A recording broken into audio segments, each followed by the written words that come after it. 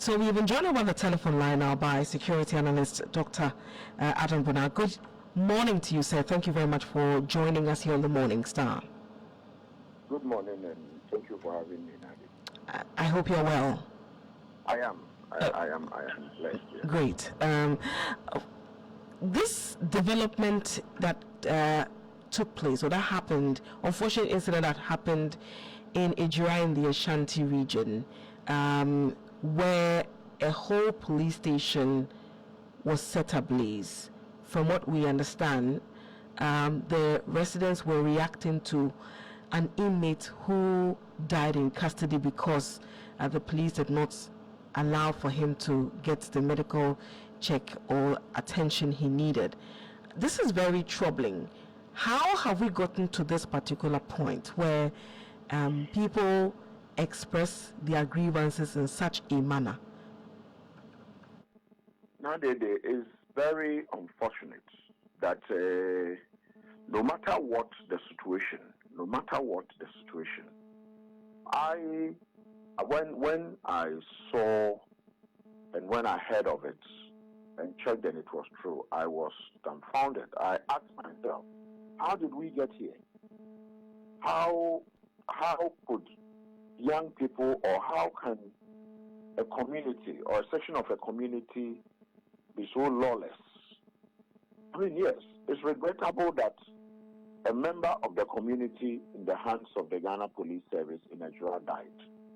But that's notwithstanding, the sheer destruction and chaos and anarchy that took place in Ejura, it's as if to say that from now on, when someone commits a crime, or I suspect someone has committed a crime, we do not need the police service any longer.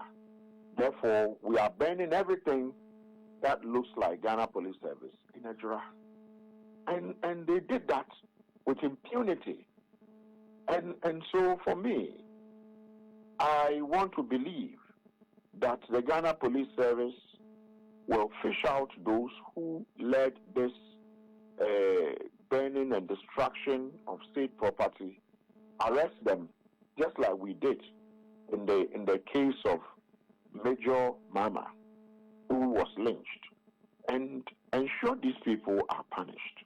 I mean, yes, a member of the community died in an unexplainable manner in the hands of the police. The police probably should have taken some steps to prevent, this happening. According to sources, the police took the body straight to the morgue without informing the family members of the community that one of them in their hands has died. I don't want to believe that we can do this the 21st century, 2025, in a community.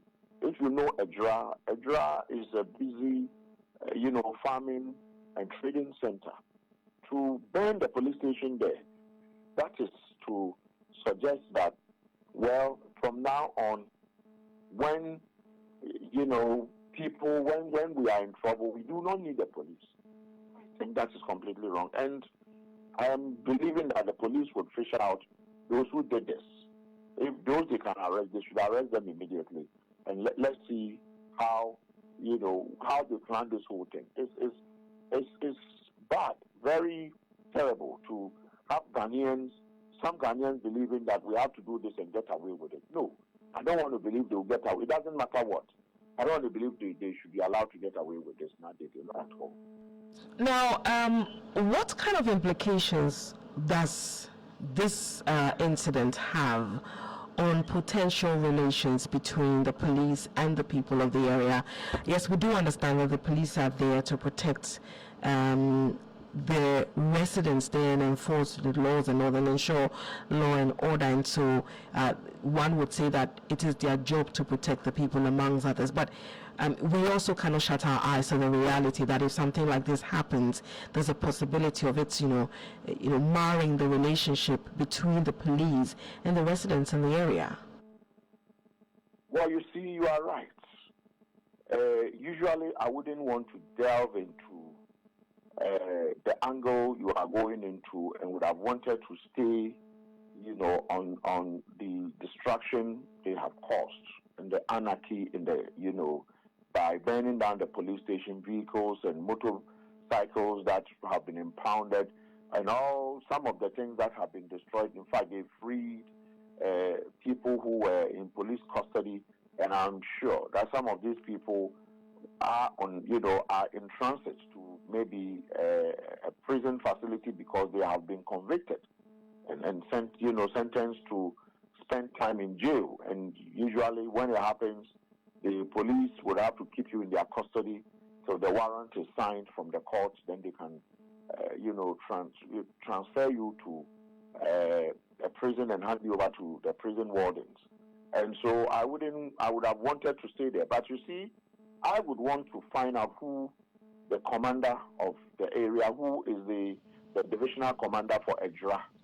I would want to know who is.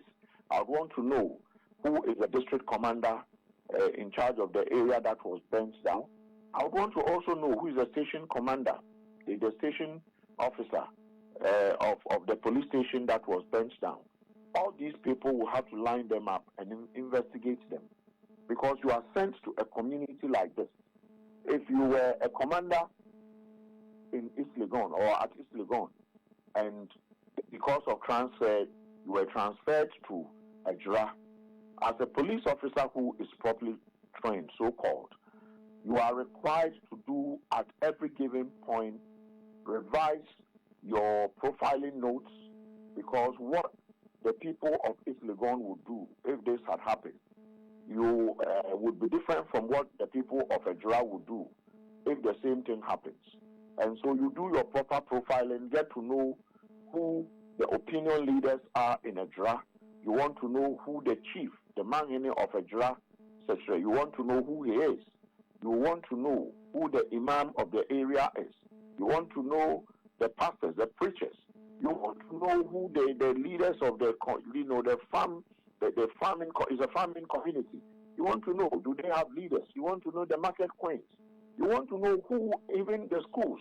You want to know how, you want to do proper profiling and get to know, do they have, people who are notorious ex-convict, people who can speak to inflame passions and get people to assemble and destroy things. You want to know all of these people. You want to know who is your go-to person should you find yourself in trouble. If you are in trouble and you think that chances are that young people would mass up and try to do things that would be untoward, who should I call to come and calm nerves? You should have all this at your fingertips. It should be on the speed dial of your phone. So once this happened and this person died in your custody, the rightful thing to have done or thought of would be, hey, is he a member of the Muslim community? Muslims will not usually send their deceased persons to the morgue. And so sending their deceased person to the morgue is tantamount to, insulting the religion. So if you have to do it, there has to be a reason. They would have to agree with you that this person died, in a manner that needs to be investigated. So post-mortem would have to be conducted. So we can't allow the burial until we finish the post-mortem and a report is out. You have to take them through. But if you're on your own, so moto, you just get up. The person is dead in your custody. The first thing that comes into mind is can we transport the person to the morgue? Yes, that is it. Dead persons, usually, you either bury or they are transported to a morgue. Yes, so one of it would have to be what they should have done. They could have just held on for about 10 minutes and call people and tell them this is what has happened, please. And whilst you are calling people, Ejra is within the Ashanti enclave. Call for backup. Call everybody, everybody you can call and say, I suspect this is going to happen. So I need all of you to come and support us because the youth will come and do ABC. And, even now you in Accra, I don't know whether you know Ejra. I know Ejra very well. And I can tell you that in Accra, anyone who doesn't know Ejra would have heard about Ejra for nothing at all, about Machukaka when he was killed, when people were shot and killed in the Ejra area. So anyone who will talk about Ejra will know that there will be a youth who sometimes can be very uncompromising. And so if you're a police commander so-called, sent to that area, or a police officer so-called, sent to that area, you would have to do your own profiling in a way. You should have that in memory, so that even if you stop a biker who probably you think has done something wrong, you would have to deal with it differently from you stop the biker in East Legon or Adenta or any of some of the suburbs, let's say any of these places where you won't find youth massing up quickly and destroying things.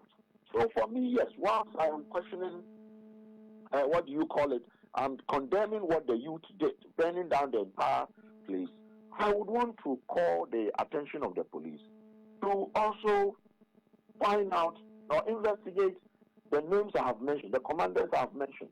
What is their youth? Sorry, their youth in such a community when they could not profile and know that things can go from, negative, maybe 10 degrees to 100 degrees. So you think that they slept on the? You think they slept on the job? Oh, completely, they slept on the job. You don't need a security analyst or expert to tell you they completely slept on the job. You don't need the way you will deal with people in Adenta will be different from the way you deal with people as a police officer. The way you will deal with people in Adenta or East Legon or Cantonment and the other places will be different from the way you deal with people in Mamobi. That is not to say the people of Mamobi are not intelligent. No, that is not to say the people of Nima are not intelligent.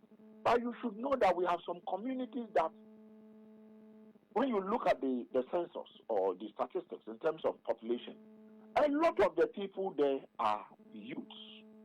A lot of them, unfortunately, don't have jobs. A lot of them are people who are looking for avenues to eke out a living. A lot of them will be people who can easily assemble and cause a lot of distraction. You remember the incident that happened at Medina, the Medina highway. So you see, Medina is not so far away from, what do you call it, East Legon. It's not so far away from Adentan. So you see, when you go to Medina, you would have a lot of the people in Medina would come probably below the age of 35, 30 and the rest. And so these are people who are boiling with a lot of energy. So the way you treat young people as a police officer, the way you do your profiling in Medina area, if you are posted there, or Kaswa, or Ashaman, will be different from the way you treat people in Adentan, East Legon, and the Cantonment and Ridge and the rest. So as a police officer, it's part of their training.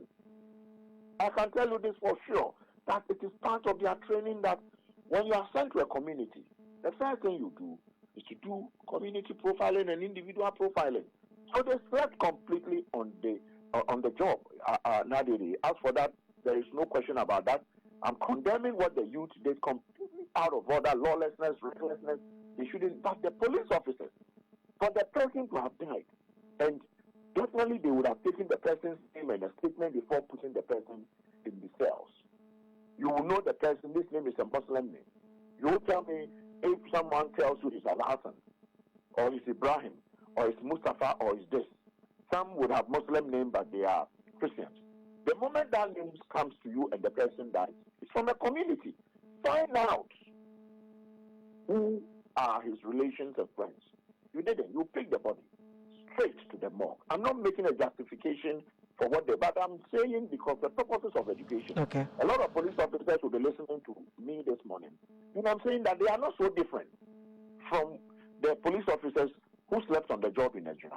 If you're a police officer listening, wherever you have been posted, wherever this morning, wherever you are, you've been sent to a location. You should do a profiling of the place as you are there working. But if you get up and you think that, your station is East Legon or Adentan or Ridge or any cantonment or bill, but you have been posted to go and do some work in outside that place, and you've been sent to, let's say, Medina or Mamobi or Nima or Ashaman or Kaswa, and you get there and you want to take your East Legon or Adentan or a great attitude to that place, you should know that you would have a serious confrontation with the young people. And it happens every day. Insecurity, these are things that you are supposed to be taught, and they are not. So for me, that day is beyond imagination what I saw happen in Nigeria. At once I blame the young people. It's preventable. It's so preventable that, and I'm sure that for all you know, the officers who are on the beat, who are supposed to be on the beat for the junior ones to report, we have a dead person in us. What do we do? But it's possible that they were calling them. What do we do? And you cannot leave the body with other inmates in the cell. So they came, and now all the inmates are gone. The place is burnt now. Everybody driven out of the barracks. So what do? We don't have a police station now in Edra. It's sad, if you ask. Yes. So I've heard you explain extensively what processes they should have followed and perhaps how this could have been better managed. How do we move on from here? Well, I think there has to be an engagement. We cannot let the people of Edra down. So there has to be an engagement and a rebuilding of the police station and putting the structures back as soon as possible, because I want to believe that even Boko that is always, at the knife's edge, still has a police station. Boko police station is still every day 24/7. So we don't have what is happening in Boko happening in Nigeria, but you see what has happened in Nigeria. And so there has to be engagement.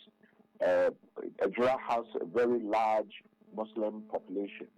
If there need be the chief imam, the clergy, the Ahmadi mission, all these people, the Peace Council, call them pastors, the Pentecostal. I mean, they should all be handled, if you ask me, by His Excellency John Dramani Mahama, because what has happened in Nigeria, it's too early for these things to be happening, and we don't want these things happening in other communities where young people think that once we disagree with the police or once we disagree with a state institution, the first thing we do is to attempt to bring down a police station or that state institution. It is not fashionable at all.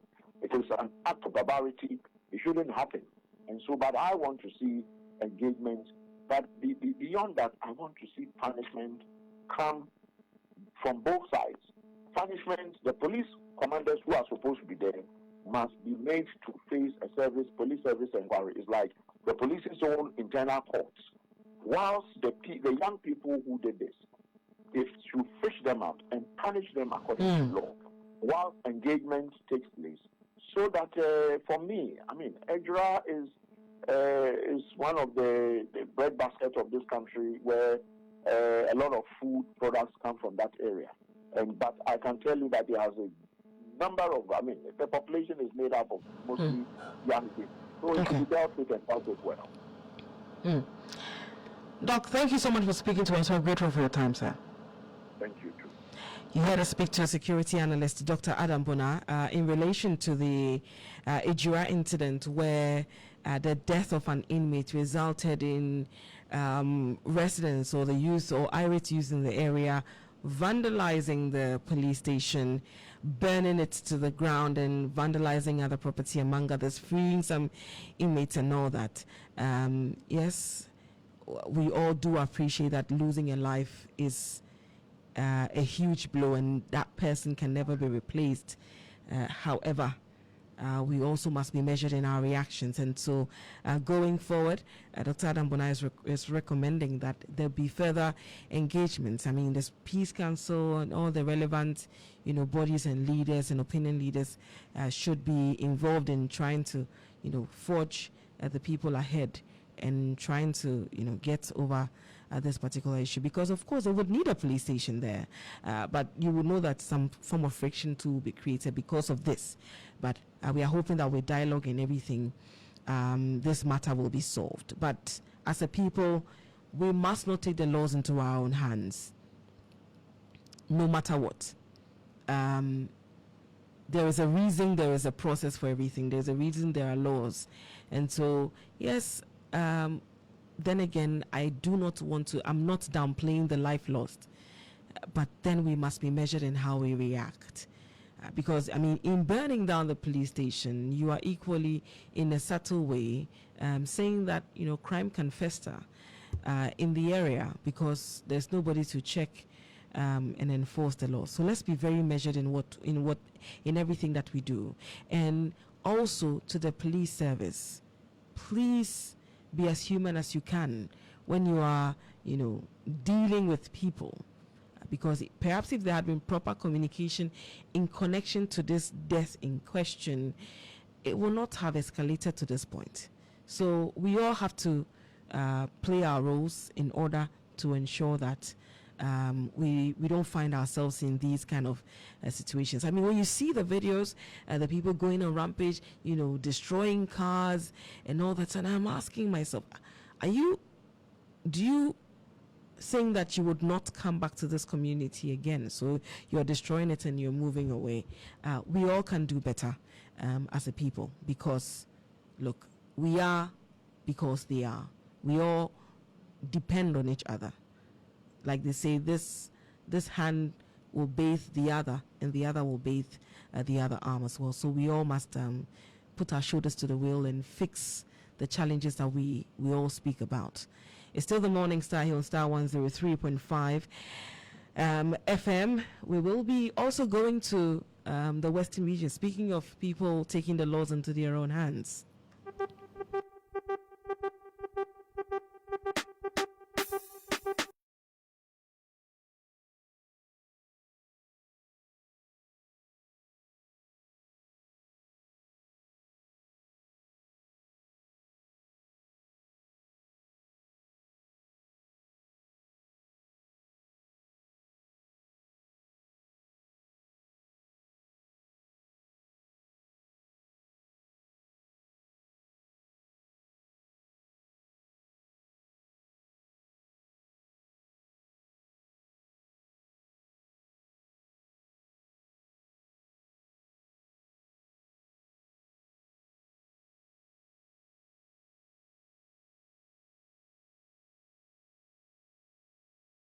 To the Western region, where a statue of former President Akufo-Addo that was erected in his honor by the as the Western regional minister says, was erected by the chiefs and people of the area in appreciation of the president's works in the region.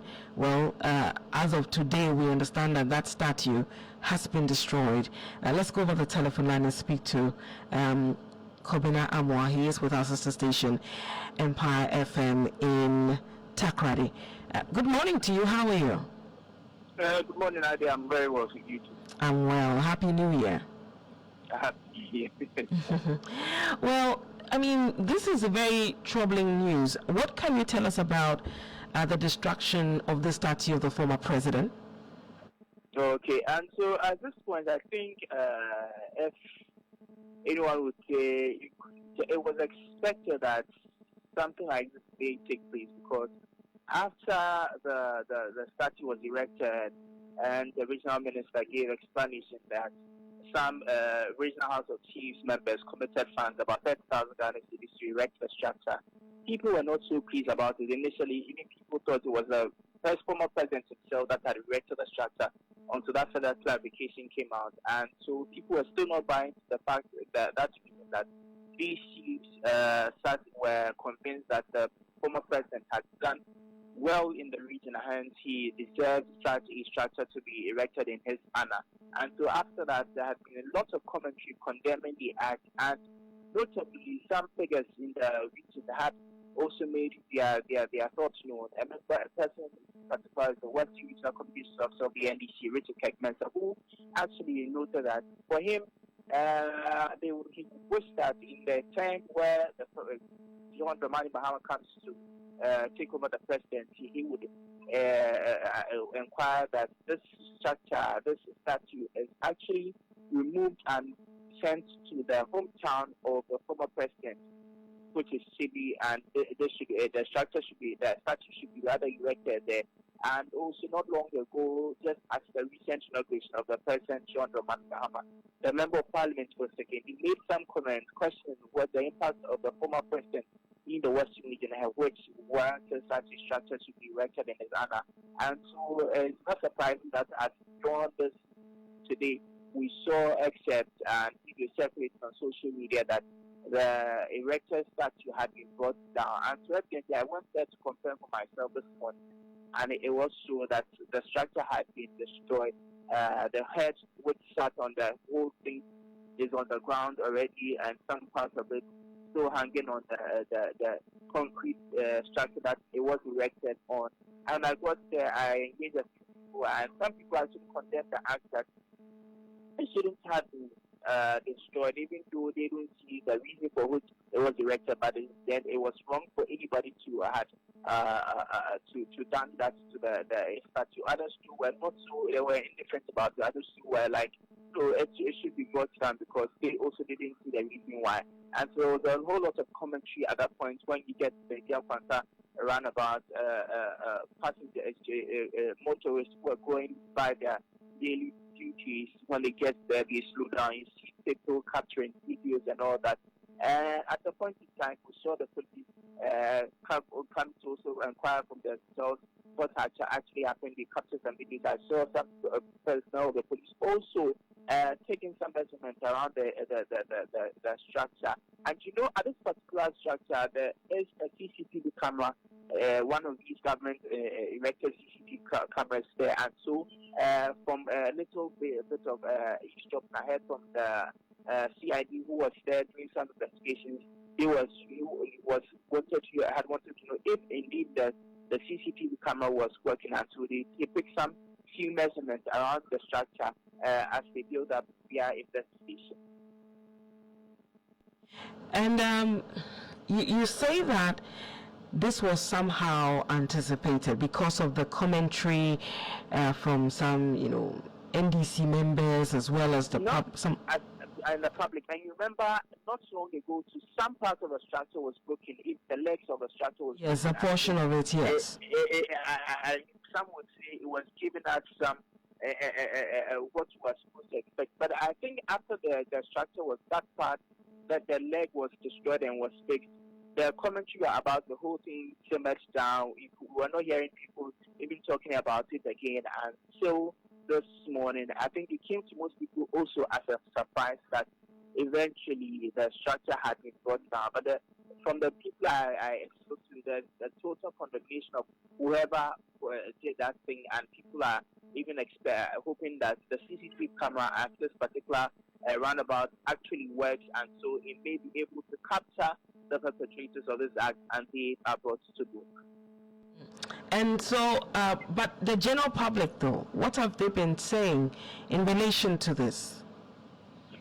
Like I said earlier, even around town, the commentary has been going on social media, even on everywhere. People are actually condemning the fact that you say the person hasn't done anything, but for posterity, why don't you leave it there so that it can also be a reminder that even though this person actually claimed they didn't do anything in the region, it was a statue was erected in his honor, and so people may inquire if he actually deserved it.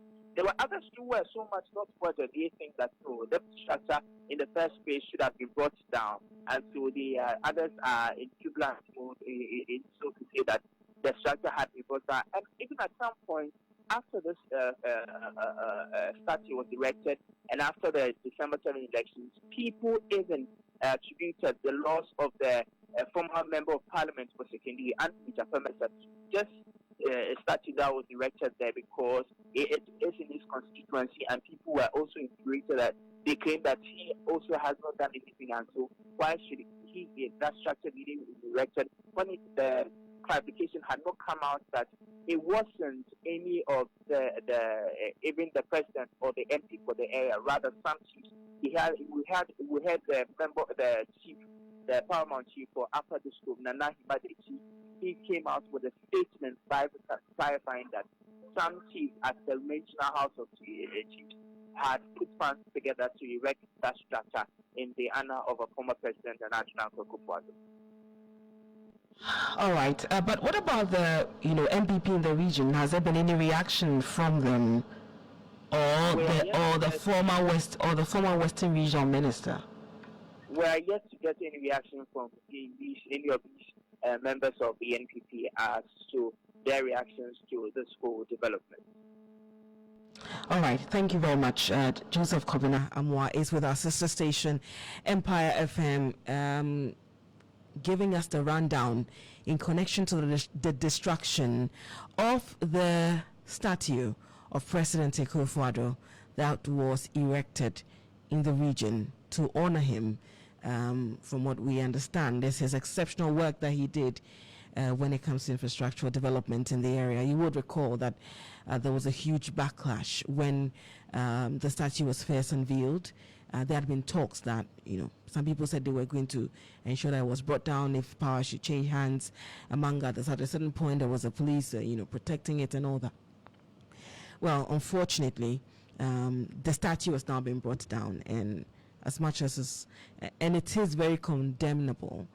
We've been getting some reactions from the Western region. Some people are indifferent. Some people are condemning it. I would see. I'm sure by the end of the day or close of the day, we'll get a better understanding or a better picture in relation to this particular incident. But let's not take the laws into our own hands. We just finished talking about Ijira, a similar situation where people took the laws into their own hands, burnt down a police station and all that. Here as well, someone has taken the law into their own hands, or some people have taken the laws into their own hands and gone ahead to destroy a statue. We can do better as a people. It's still the morning.